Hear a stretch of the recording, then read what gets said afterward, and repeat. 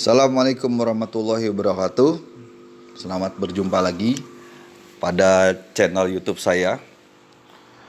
Kali ini saya akan membahas tentang bagaimana pandan lumut lawas dari sudut pandang SOP atau standar operasional prosedur penilaian batu akik pandan pada saat kontes. Oke, buat seluruh pecinta batu akik pandan di tanah air, buat seluruh penggemar pandan di Jabodetabek, jangan lupa subscribe dulu, kasih like-nya, karena dengan subscribe Anda akan memajukan channel ini dan kita akan lebih banyak lagi berkreasi untuk kemajuan batu akik pandan. Ketika kita berbicara mengenai kontes, maka kita nggak bisa lepas dari berbicara tentang SOP atau standar operasi penilaian. Pandan lumut lawas secara SOP pandan lover didefinisikan sebagai jenis varian pandan yang memiliki warna seperti pandan lumut pada umumnya, namun dengan tampilan sisik yang terlihat sudah bolong-bolong, rombeng, atau seperti bubur hancur dengan tampilan kristal. Sekali lagi, dengan tampilan kristal yang tinggi sehingga menimbulkan luster atau cat eye. Variabel penilaian pandan lumut lawas. Ketika menilai pandan lumut lawas, juri berpatokan pada beberapa hal.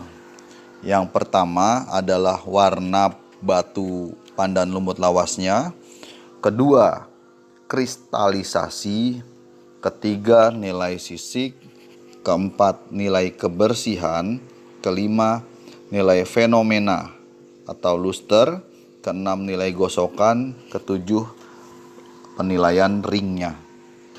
Untuk kelas pandan lumut lawas, maka penilaian tertinggi ada di warna. Warnanya harus secara visual minim gradasi, kemudian minim flek warna pada badan batu. Sedangkan penilaiannya memiliki bobot 70-90 dengan bobot 20 poin. Sedangkan pembagian poinnya untuk visual minim gradasi poinnya 14 dan minim flek warna pada badan batu nilainya 6. Jadi biasanya juri ngeliat dulu bagaimana warna keseluruhan, kemudian apakah ada flek di badan batu, apakah ada warna yang kemasukan pada sisik. Kemudian juri juga akan menilai apakah ada gradasi warna di badan batu. Kadang-kadang ada yang sisi satu kiri gelap, lebih gelap daripada sisi yang lainnya. Itu jelas mengurangi penilaian warna di pandan lumut lawas. Yang kedua, penilaian juri akan menilai bagaimana kristalisasi batu. Nilainya dari angka 60 sampai 70 dengan bobot nilai 10. Bila dilihat dari tingkatannya, dia di bawah penilaian warna. Terus bagaimana penilaian kristalisasi batu? Sedangkan kristalisasi batu sendiri adalah derajat ketransparanan batu. Jadi semakin kristal batu pandan lumut lawas, maka semakin tinggi poinnya. Poin ketiga yang menjadi penilaian untuk pandan lumut lawas adalah poin sisik dengan nilai 50 sampai 60, bobot nilainya 10 poin. Didefinisikan metamorfosis adalah perubahan sisik seiring proses perjalanan waktu yang terlihat pada tampilan fisik dan struktur batu tersebut secara keseluruhan. Semakin termetamorfosis sisiknya, maka semakin bagus.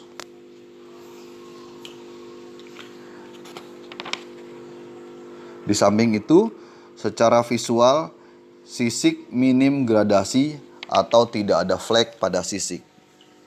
Jadi ketika ada flek pada sisik, jelas mengurangi nilai sisik dan mungkin juga akan mengurangi nilai warna, karena akan memberikan warna beda pada batu lumut lawas.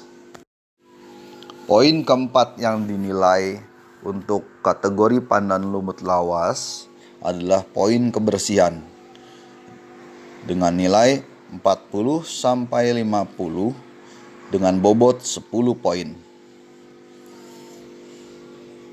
Kebersihan, minim penyakit yang umum terdapat pada batu secara visual dan penyinaran melalui sudut-sudut tertentu terhadap batu akan menunjukkan struktur dalam batu itu sendiri seperti serat kura, sule, tali air, yakut atau druzy quartz atau serat nasi. Jadi ketika penilaian kebersihan, juri akan mencari beberapa kekurangan pada batu atau beberapa penyakit pada batu. Seperti dia akan melihat bagaimana kura, bagaimana adakah sule di badan batu, atau sule transparan di badan batu, tali air, maupun hal-hal yang lain. Jika ada, maka poin dari batu lumut lawas akan semakin berkurang.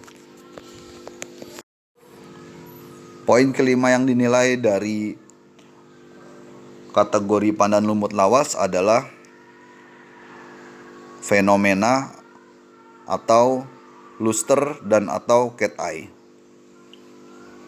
Nilainya 30 sampai 40, bobot nilainya 10 poin. Dengan semakin tajam klep cat eye atau giwang pada batu lumut lawas, maka semakin tinggi penilaiannya.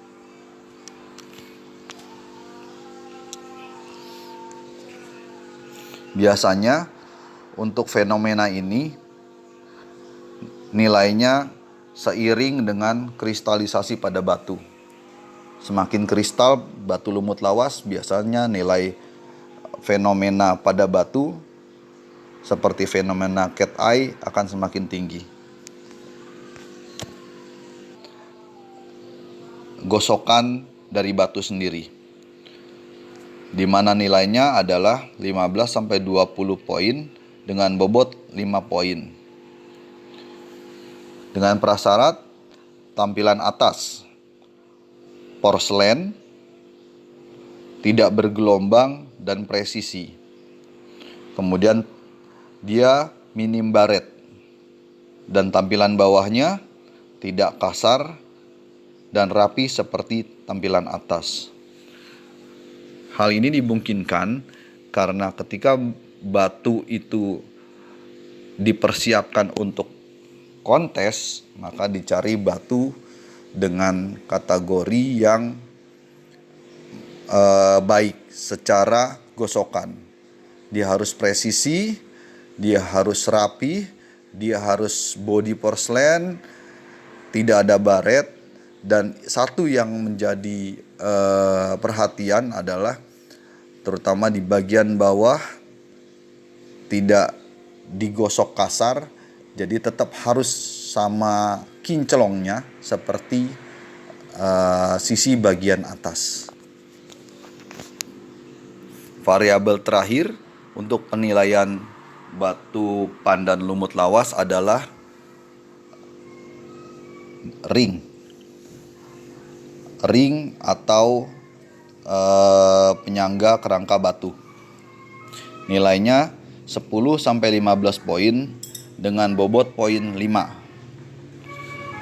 Di sini secara SOP tidak mempermasalahkan jenis bahan dan motif. Jadi secara teori tidak mempermasalahkan apakah batu itu diikat dengan jenis bahan perak, jenis bahan tembaga, ataupun alloy, dengan motif dari kembang, motif dari naga, atau motif dari apapun, itu tidak berpengaruh pada penilaian batu. Yang berpengaruh adalah bagaimana kebersihan atas dan bawah dari ring itu sendiri, dan bagaimana kerapihan dari ring itu sendiri. Di sini untuk kerapihan diperhatikan juga bagaimana list dari iketan batu, kemudian bagaimana cara mengganjal batunya, dan bagaimana posisi batu. Untuk posisi batu mungkin kita lihat apakah batu itu miring kiri, miring kanan, atau presisi pada posisi senter tegak lurus. Terima kasih atas perhatiannya. Untuk teman-teman penggemar batu akik pandan, kita berjumpa dalam ulasan yang lain yang lebih menarik lagi di ulasan batu akik pandan. Wassalamualaikum warahmatullahi wabarakatuh.